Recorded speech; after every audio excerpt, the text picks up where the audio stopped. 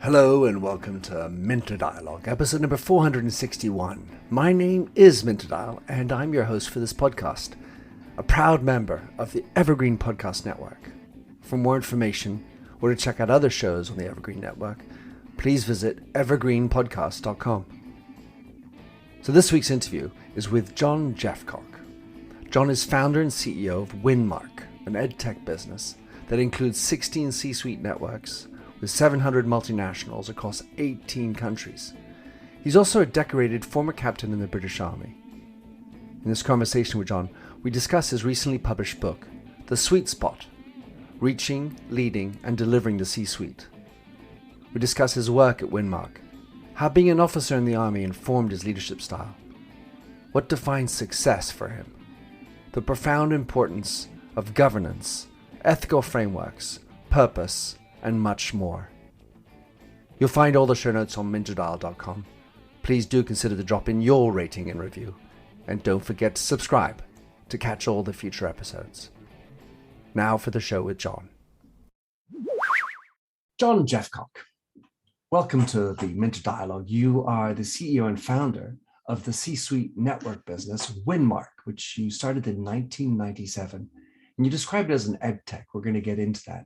You're also, and importantly as far as I'm concerned, a former captain in the British Army, decorated for distinguished service in the First Gulf War. Thank you for your service.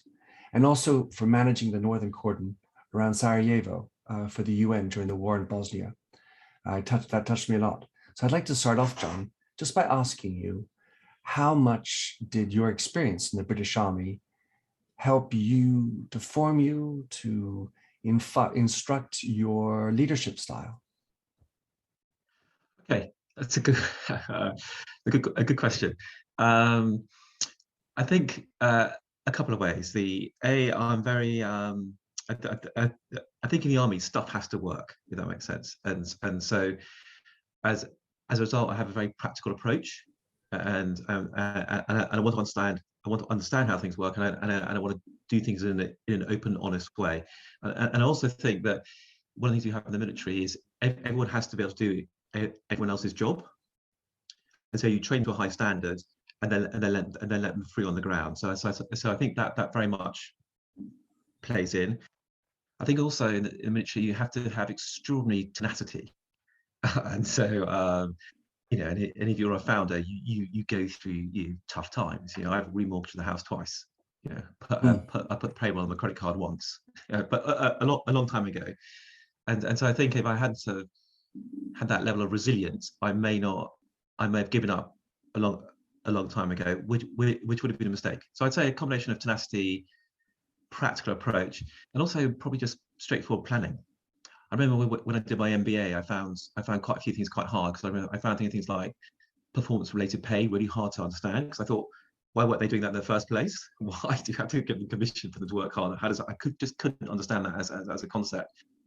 And so I find parts of it very hard, but when it came down to planning, I think I scored the highest mark ever scored on the course. But purely because that's all I've done for the last 7 years of my life was endless small plans on operations. So probably planning, tenacity, yeah. And so the basic premise of capturing is that, well, if you say it, you do it. Yeah. Life's too short. Yes. Right, but I've written a book on the Second World War and had an enormous amount of interactions with people in the military, and the thing that I always get out of it, which is that in wartime in the military, the single most important thing to protect is your line of communication, and so that there's it seems anyway, in the British Army, I'd love to know if that's also the case, but the attention to communications is so vital in the Army in order to get things done.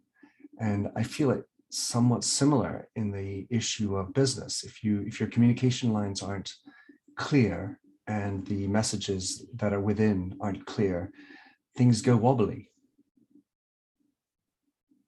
Yeah, I think that's entirely true, and I think also within that a key point is the it's a purpose of it's a purpose of the communication. So what is the ultimate task here, and what are we trying to achieve? Because I think a lot of people in business get lost in rubbish. They get lost in sort of detail that's just not relevant to what you're fundamentally trying to achieve. And I think that is and it sounds like a weird thing to say, but I think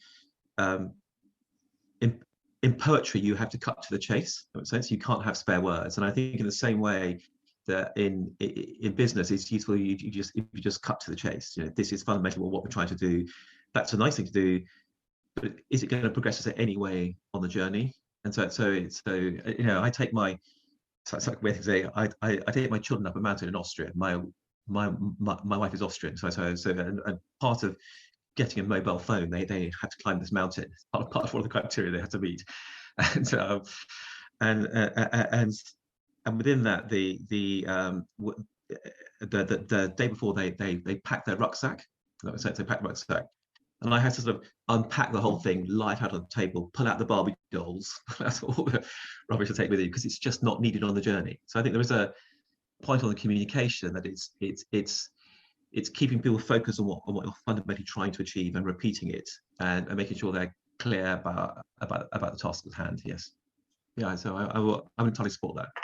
Well, now that you mentioned poetry, I understand, John, you've written some poetry. Is that accurate? Tell us about that, if that's the case, and why you do it. So I did 2 books. I did one that I wrote, and one that I did with the Ministry of Defence and the Poet Laureate, which was a combination of poems from people who were serving, which is actually, I think, the first book, because serving soldiers aren't by law allowed to write, and so I got special permission from the Ministry of Defence to do that, and it was really interesting. Actually, it's really interesting happened because I got General Dannett and the Poet Laureate to mark all the poets, if that makes sense. Just to say how good they were, and they had to rank out 10, and then they came back to me, and I would put it into a scoring sheet, and then make choices on which poems went in. And what was really interesting about it was the Poet Laureate her focus was very much on the quality of the literature, whereas the General Dannett's view was very much focused on the integrity of the experience. In that sense, and the two did not meet, and so I went with General Dannett. I think slightly upset. Cut to the chase. Cut to the chase. Cut to the chase, because no one's interested in someone saying that the barbed wires and writing generals on the battlefield. Who cares? They're interested in the injury and someone trying to keep the bandage on, and how they're doing it, and the sweat is making it impossible for it to sort of stick on, if that makes sense. So it's the intensity of the experience you need to get across. And for me, the purpose of the book, and this goes back to the same point, the purpose of the book was I wanted soldiers to be able to hand it to their partner or their children and say, this is what it's like. This is the real thing. Yeah. And so some of the poems weren't very good. They were written by people like Gurkhas, and it was a second language. They were written by 7-year-old children saying, "Why, Daddy, are you going to war?" kind of thing. But it was a very moving book, and there was a couple of poems I couldn't put in because they were a bit too brutal. But otherwise, too much pathos, or too much. The language was too brutal. No, we had, in the group of poets I had one guy who was so I would describe myself as a proper soldier. I went away quite a lot. There was one guy who wrote for the book who made me look like a Boy Scout, and so it's the proper special forces, and went on for special forces to do other things for the state. And he did things and experienced things which I think that middle class UK is not up for knowing, and the level of what people actually do in these environments is not. Not because they can't experience it, but I think it doesn't help them in any way. It would just upset them. Well, I can't but help as I'm listening to you. This poem is running through my mind, so I feel like I just need to start it, and maybe you can finish it. If I should die, think only this of me, that there shall be a corner of a foreign field that shall be forever England's. Yeah. Yeah, so I've enjoyed my, let's say, wartime poetry in my life and explored that. So thanks for sharing those thoughts. John, we're going to get into your book, but wanted to talk a little bit about your Winmark business, your role as a CEO. And I want to start with the question, how do you define success? Oh, okay. Um, I think so. A couple of ways. I think so we define success by the impact you have. That makes sense. So for us, it's really about, did we achieve something for these people, and was it real, and was it mature? And I think if you get that bit right, the money comes. That makes sense. So I think that the money.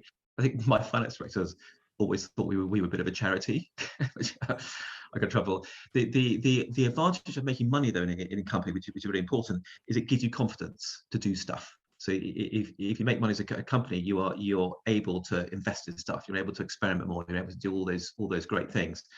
And I was talking to someone the other day who had a bad year, and he's sort of retrenched into himself, because he's now got to look at cost reduction. He's now got to look at so it starts to you start to go from opportunity to cost. So I think made the making money is an important part of it. For me, I'm not a I want to build a battleship. If that makes sense. I'm not interested in building a buy sell person. If that makes sense. I'm interested in building something that is useful, that works, and is around for years to come. It doesn't really matter whether I run it or not. I want to build it. So from that perspective, I guess I'm a builder rather than an entrepreneur. Does that make sense? So HMS Winmark. What Yeah. tell us about the battleship that you've been building, Winmark, and what is it? What does your role as a CEO entail in this EdTech business that you've started? Okay, so we've been around for about 24 years, and what we basically do is run these C-suite networks. And the idea is very simple: is if you get made a national, regional, global lead, where do you learn from? And the choice is typically academia, consultancy, or your peers. Is really where you learn from. Uh, uh, the academic environment tends to run out at about 35. That makes sense. So if you go to even the best business schools in the world, and you get taught finance, you get courts, cash flow and all these things, but you're not taught how to be a CFO. So where do you learn how to do that? And then you've got your great consultancies, and Bains, the McKinseys of the world, who do a great job. But if you actually will see a CFO, you'd much rather listen to another CFO on how they do stuff. So I was talking to a FTSE 100 CEO yesterday. He's going to talk to our CEO network, and he was talking about the people engine he's created, but behind that, and that's why they've been successful. They've grown by 600% in the last, I can't remember what the time frame was, but they've grown enormously in a short period of time. And he said it was all about getting the people bit right, and why do they wake up in the morning? What do they get out of that? So that was the main driver of that.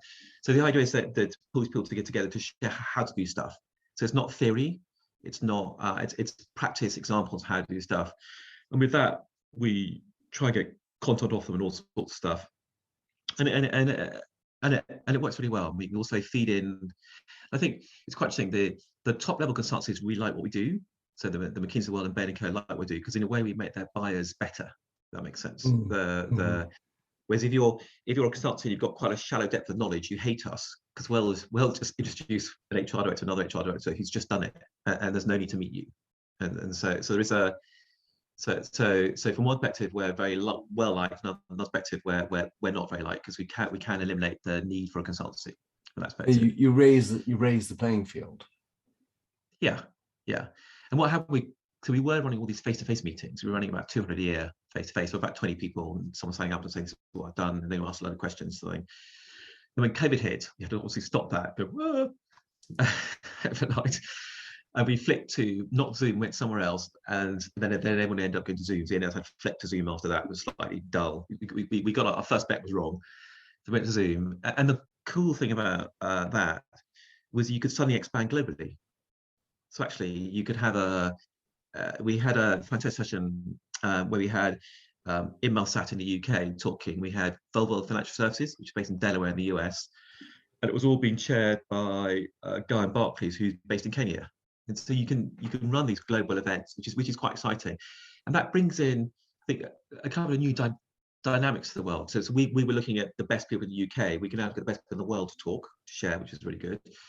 The other good thing about it's the cultural different cultures, different approaches to stuff. And actually, you might go, actually, you know what, the Asians do this quite well. I was talking to a guy in Singapore last week who was saying, actually, we really like this because the way Europe approaches tech transformation is different to Asia. The phases they go through are slightly different, and actually, it's really interesting to just it makes you reflect on your own processes. So, Yeah, so take that perspective. It's really interesting. Yeah, that's something that I suppose is typically done internally when you have let's say, the general manager of the United States who moves to become the general manager of China, and then can sort of swing some of the processes that he or she learned in the United States to China, or vice versa. And as the executives move yeah, around the business, they sort of seed and bring their processes and their different cultural biases and understandings into the thing. That's fascinating. So tell us about a little bit about the size of Winmark, and how many people are members, and who are the types of people you want to have join. Okay. So we so we are we're not sort of Fortune or FTSE snobs, if that makes sense. So we work with organisations who employ 1,000 people plus. You need a certain level of complexity to make us worthwhile. That makes sense. So do that. We have a whole group of companies people would have never heard of, but are colossal in size. Colossal. You know, I speak. We just our last chief information officer was a company called Motor Oil. They're headquartered in Athens. I have to say, forgive me, I've never heard of them, but they have the largest refinery in Southern Europe. They have a retail chain of hundreds of shops. They have a bank, and they're family owned, so they're not on the list. And it's quite interesting. I think in the UK, a lot of the largest companies are public companies. Where you go to Southern Europe, a lot of them are family owned. You know, I think it's really interesting in Germany. Siemens is a family, BMW is a family. You know, they're all family businesses, which goes back to the point that you made in your book about those key important things. So I think there is so it's quite interesting how big. So we have a complete spectrum of members, from Disney and HSBC to organizations you would never heard of. But it's fun. They're all intelligent people trying to do the right thing. And I know that business sometimes in the news gets this sort of bad reputation. They're all based on greed. But most people I know are good, normal people, very bright, very intelligent human beings trying to do the right thing for their organizations. At the very outset, John, you were talking about how things don't get done, or communications fail and things get in the way. The little thought, the three-letter word that I was thinking of was ego.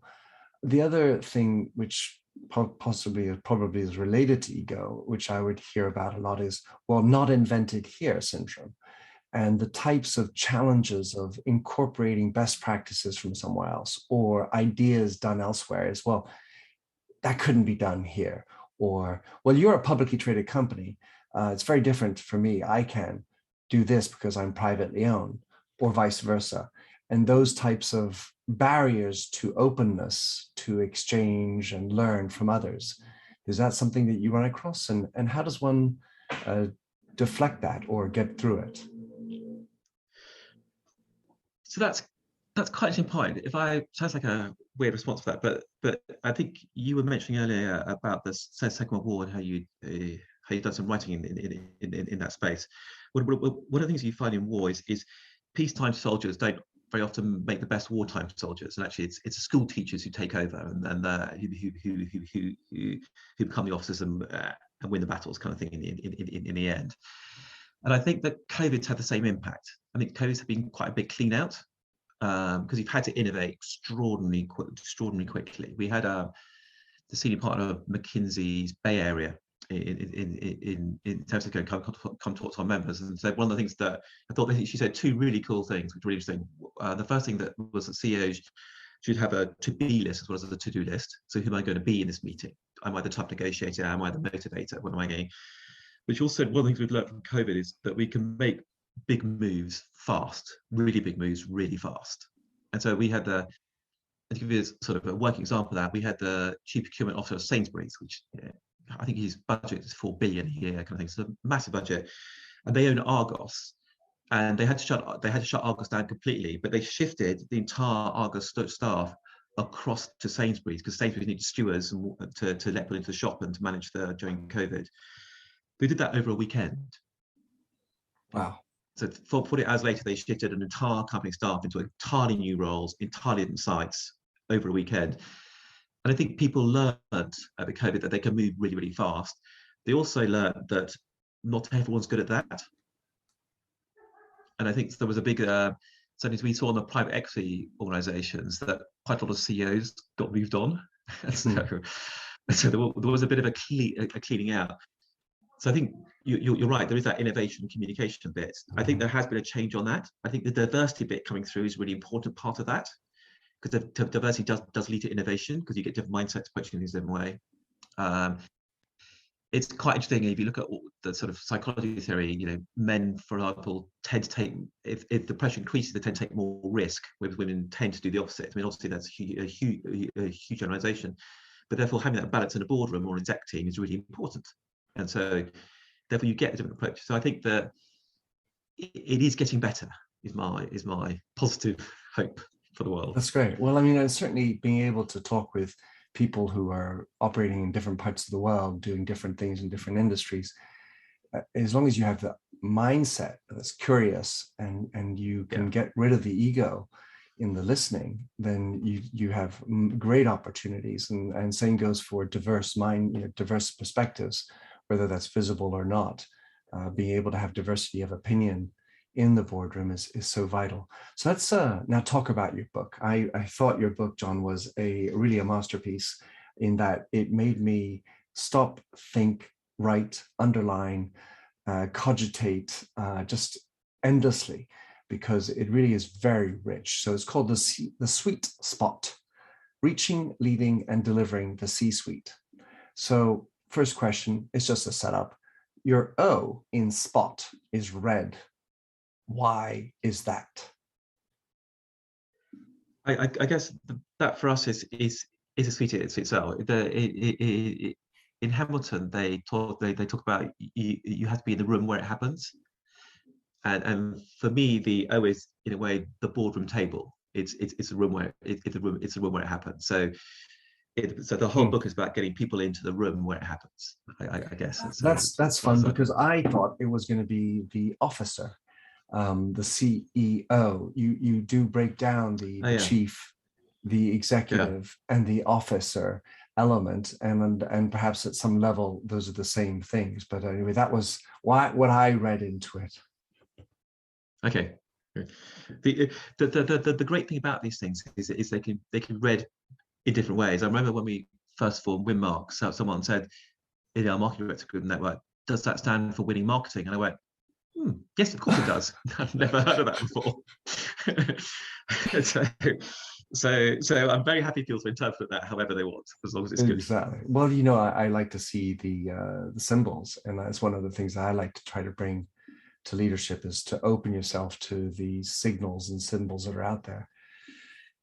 Then do you talk about making you talk about a lot of things, but things I wanted to pick up on. You talk about making the C-suite more aware of the customer, and how often that's lost in the place where things are happening in the C-suite. And you mentioned the Standard Chartered Customer Week.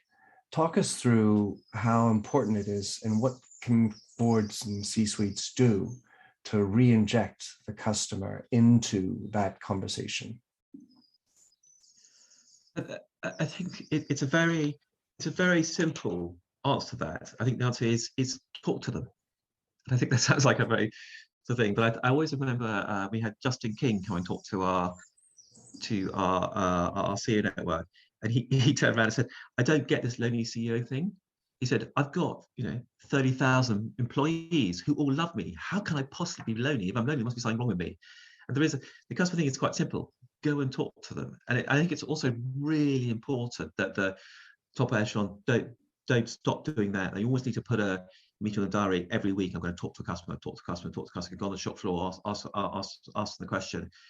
I think also people get not used to it. That makes sense. They get not used to it, and then they become a bit shy towards it. and actually they need to get out there. We had a really good example of this in one of our networks, a CEO group, where something went, it was £100 million business, something went wrong with an account.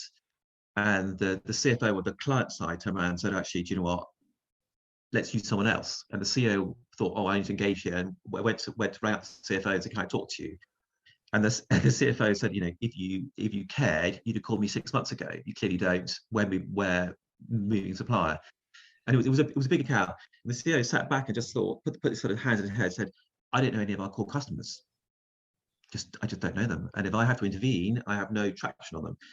And it's really to that. So the first thing he did was, his response to that was to recruit a COO, because I need to get out there and talk to a customer all the time. So I think it's really important you don't lose connectivity. It also makes you more valuable. All these incoming CEOs, the first thing they do when they arrive, they go and talk to customers. So it's really hard to compete with that in these top levels. If you're in a room and someone says, I think we should do this, and then someone says, well, I think we should do this, and then the other person goes, oh, well, when was the last time you spoke to a customer? It sort of kills you on the spot. I think it's really important that you do that. In a way, it keeps you real. It's a bit like the front line. You've got to soldiers have to be on the front line. In the hospitals, you need to be one of the nurses. In the casualty wards, you understand what's really going on. I think likewise, the top team has to be on the front line and talking with customers and being with their sales teams. I think regularly. Really I so agree with that, John. I worked at L'Oréal for 16 years, and there was always this idea of going on the road and sur la route, as we said in French. But it was such a manicured version of it, where the sales teams knew that the senior executives were going to be speaking to their clients, so they prepped their clients. And so the challenge is finding that authentic relationship, because you can also have the case where you're coming the CEO, and in this case we're talking about hairdressers, and so you're a small hairdresser in some small town, and the CEO of a $50 billion company comes to you. You can also feel pressured and not feel quite as at ease with a CEO who comes with 10 other people to crowd into your small hairdressing salon to try to meet the customer. And so you do need to be smart about it as well, in the sense that you want to create an authentic dialogue and find out really what's happening, and don't impose your title on them, for example. Second of all, the opportunity to do it regularly. So you need to carve out time for it. The way I used to sort of get around that at some level was I used to bring our customer service people into our C-suite.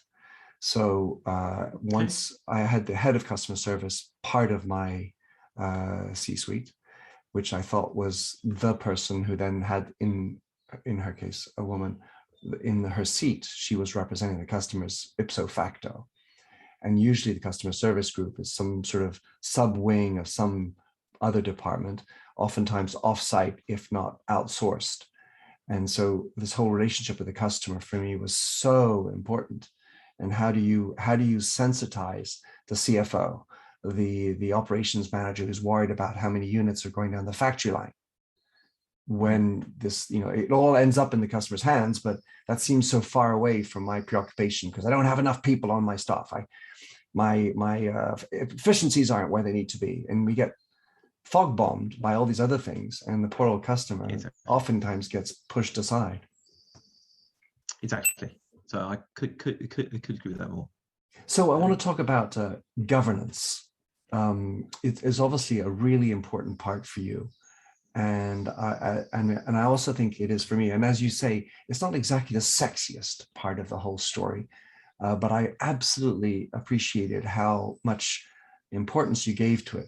So for you, John, why and how has governance changed over the last decade? You who've been running your business for 20 odd years, it seems like it's changed. And the word that I want to inject into that is this notion of transparency. Yes, I think that okay. So I think the governance is really, really important. And I think as you start saying, as you grow up and take more responsibility, in a way, you realize more and more how important it is, because there's small decisions made at that level trickle down into much bigger things. And so it's a bit like a compass. If you steer it slightly off, if that makes sense, you can end up in a very different place. So I think it's very important that the governance is right, and the way to learn governance is to experience it. I think it's a bit like they talk in sports. They talk about muscle memory. So it's a similar thing to that. You need to experience it. It's cool. I think it has changed dramatically. It actually quite in a good way. I think it used to be much more closed doors. It used to be there was a lack of diversity of thought in many places. I don't think there was a I mean, it varied from where you were. There was, in a way, probably a lack of innovation. People got consumed by it. If that makes sense. And I think there's been quite interesting things that's gone on now, because in reality, the role of the executive committee is to set the strategy and then execute it and make it happen. And the role of governance is to make sure that is happening within a sort of an agreed framework. If that makes sense. And you referred to egos earlier. You get the egos of individuals who actually it becomes about them, more about a thing. And I always worry when we see members on the speaker circuit a bit too much. Don't they have a day job? Do you think they're at that conference and that conference and that conference? And you think, really? Has it worked? And then you get people behind the scenes you've never heard of, but the company's doing really, really well. And you think, quite interesting. So I do think the ego bit comes into it, the government bit comes into it, I think being alert to things, having great antennae is really important. I've generally found in life that there are people who get stuff in a way that other people get stuff. So we would have a group of 100 people. There are probably 5 people who you can go up to, and you can learn as much from those 5 people as you could from interviewing all 100. That makes sense. So you want to find those brains and those wise heads. That makes sense if you can. And they won't always be wise forever, but acknowledge the fact. But say. And take as much as you can, because there are sometimes we just need to reflect. You might just not get stuff, if that makes sense. You might go, actually, you know what, is our thinking on this completely. I always found the really interesting one is the Barbie Bratz story, because you had the Barbie doll, and you must have think, I'd love to work in toy R&D. Wouldn't that be fun? The toy R&D on Barbie must have been going. They never really changed it. Then Bratz rocks up and takes half the shelf space in a very short space of time, and it's devastating for them. But it's not hugely innovative. It's about the same size. It's a bit more diverse. Barbie could have easily done that, but they just didn't. They weren't able to make that gentle move, and that in a way is why you need to bring customer into governance to keep it focused on stuff. And you've got to stop being drowned by regulation. Making sure you spend the time thinking about right things. I think you'd be very disciplined in running those meetings. Yeah, well, there's in the regulation side, there can be a lot of process and people needing to follow the regulatory needs and the rules with regard that govern the way a board should be done.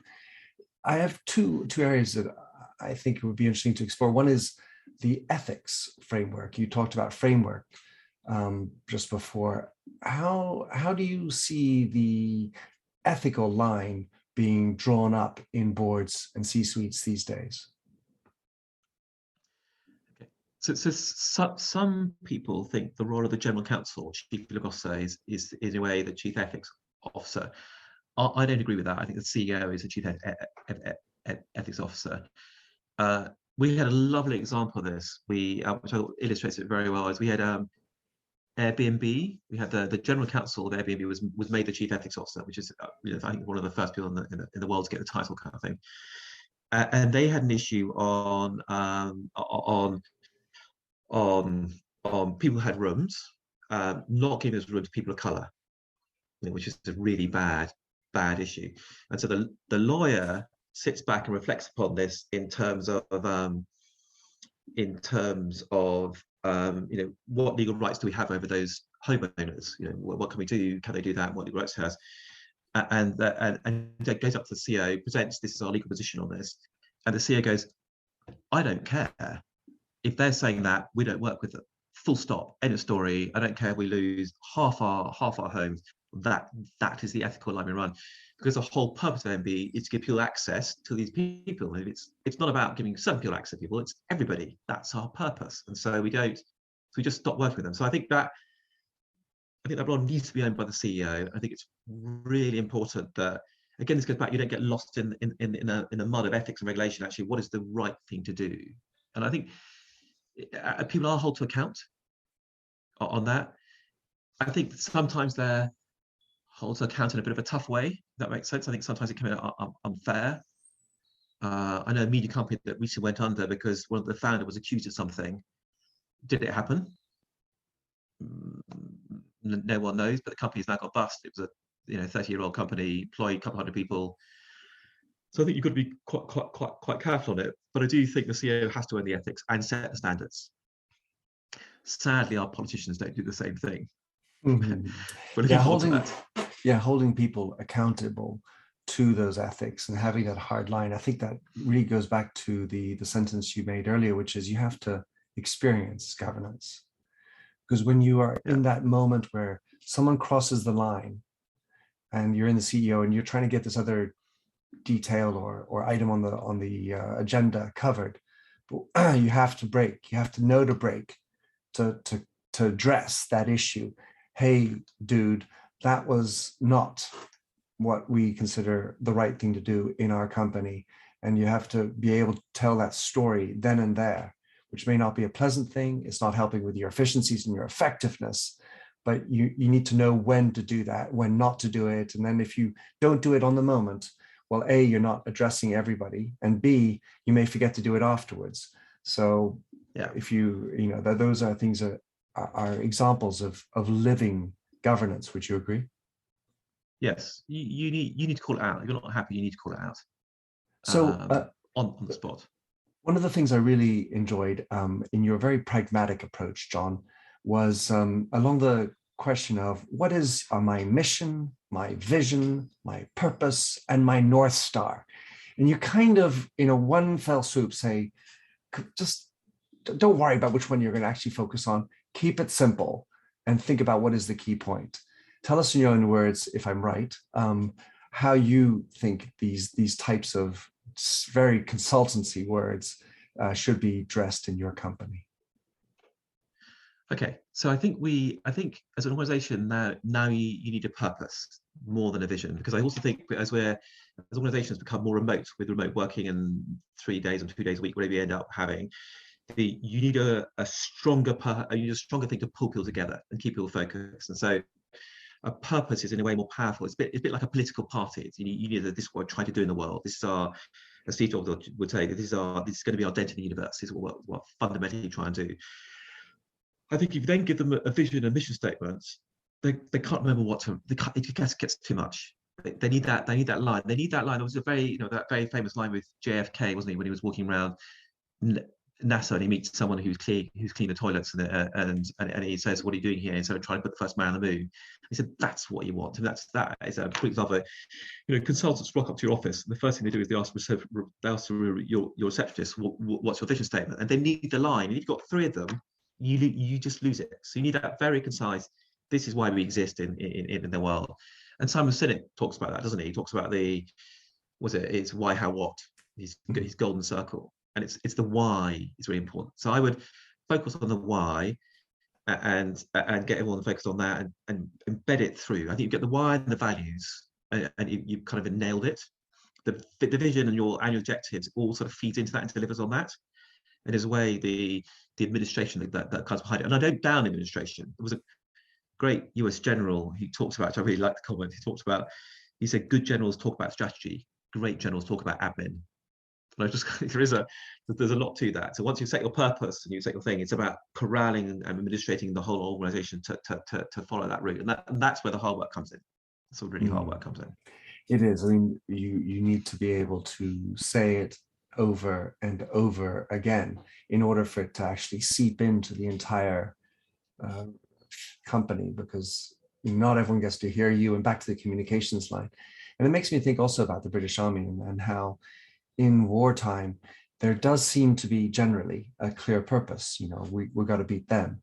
And somehow that helps to unite. Of course, if you take the Second World War, how the different forces within one country's military would tend to want to have the bigger ego. And I'm talking about the Pacific, in particular between the Navy, the Army, and the Marines, and who's to do what. And we got the same enemy, but it's amazing how even in wartime, even in the military, we can forget the rallying idea, the rallying purpose, and let egos get in the way. Yeah, sadly. Indeed. So, John, it's been a pleasure to have you on my show and to talk about your book, The C-Suite, to talk about your company, Winmark. How can people grab your book? Also, I'd love to have people read your war poetry and get in touch with you, maybe even apply to become part of Winmark. And I guess the best way to do it is to Google us or contact me on LinkedIn. Jeffcock is quite an unusual surname, so there aren't many of us. So that's the way to do it. I'm told people should buy the book through the publisher, which is Bloomsbury, which is a better way of doing it, I understand, but that's their call. I really hope the book helps people. The book is written to try and help. It's not about me trying to tell great stories. It's about really trying to do what practically help a career. So I really hope that helps people. And so go online and find me. I'm always happy to help. We always need new members, and particularly on the international as we build out this sort of global C-suite platform. So I guess that's about it. And thank you very much for having me. My pleasure, John. Absolutely. I really recommend anybody who's in a leadership position who wants to be, I would say, provoked into understanding that they need to learn more to do a proper job on the C-suite, to check out The Sweet Spot with a red O by John Jeffcock on Bloomsbury and other lovely e-tailers, I'm sure. Thanks again, John. Thank you very much. Thanks for having listened to this episode of the Minter Dialogue podcast. If you like the show and would like to support me, please consider a donation on patreon.com/MinterDial. You can also subscribe on your favorite podcast service. And as ever, rating and reviews are the real currency for podcasts. You'll find the show notes with over 2,000 and more blog posts on minterdial.com. Check out my documentary film and 4 books, including my last one, You Lead, How Being Yourself Makes You a Better Leader. And to finish, here's a song I wrote with Stephanie Singer, A Convinced Man.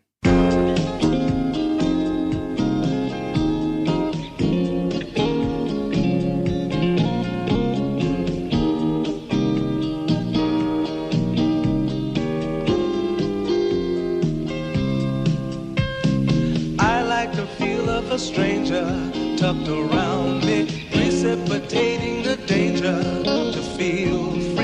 Trust is the reason, still I won't toe the line. I sit here passively, hope for your respect, anticipating the thrill of your intellect. Maybe I tell myself there's no use in me lying. I'm a convinced man, building an urge. I'm a convinced man, to live and die submerged. A convinced man, in the arms of a woman. I'm a convinced man, challenge my fate. I'm a convinced man, competition's innate. A convinced man, in the arms of a woman. Despise revenges and struggle with deceit. Live for the challenge so life's not incomplete. What's wrong with challenge? I know soon we all die. I like the feel of a stranger tucked around me, precipitating the danger to feel free. Trust in my reason and let me show you why. I'm a convinced man, practicing my lines. I'm a convinced man, here in these confines. A convinced man, in the arms of a woman. I'm a convinced man. me to the test. I'm a convinced man.